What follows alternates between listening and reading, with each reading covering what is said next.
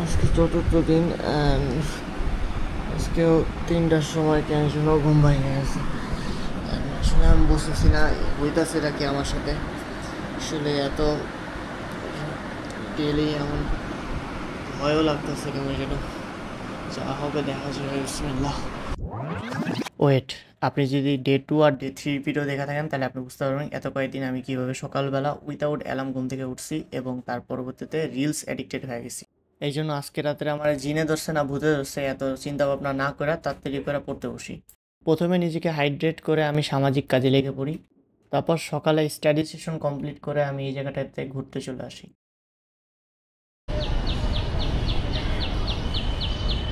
আর এই জায়গাটাতে মানুষ কম আসুক এটাই দোয়া করি, কারণ এটা হলো সেন্ট্রাল পুলিশ হসপিটাল। আর হাসপাতালে যাই দেখি কালা বিড়াল। অ্যান্ড ওর জীবনে মনে হয় কোনো এসএসসি এইচএসসি পরীক্ষাই নেই, মানে প্যারা নাই, কিচ্ছুই নাই। আর অ্যাডমিশনের কথা তো বাদই দিলাম, মানে জীবনে আর কি চাই, জীবনে এরকমই একটা চিল শান্তিময় জীবন চাই যে মানুষ আশেপাশ থেকে খোঁচা গাইলাক ইয়া বলুক ওই বলুক, তা নিয়ে আমার কোনো মাথা ব্যথা নাই। আমার জাস্ট শান্তি, আমার খাওন দাওন আর ঘুমাইলেই হয়েছে।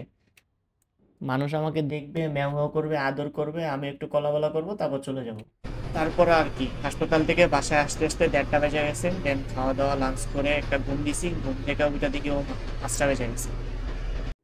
তারপর সকাল 6টা থেকে লাইভ স্টাডি শুরু করে দেয়, 3 ঘন্টার একটা সেশন। এর মধ্যে আমি ইন্টিগ্রেশন করি প্রথমে, দেন তারপর আরেকটা সেকেন্ড পার্টে যে পুরো কেমিস্ট্রি সেকেন্ড পেপারের পরিমাণগত রসায়ন করি। আর এর মাধ্যমে আমাদের ডে 4 কমপ্লিট হয়ে যায়। আপনি যদি চ্যানেলটি সাবস্ক্রাইব করে থাকেন আর আমি যদি বেঁচে থাকি তাহলে দেখা হবে।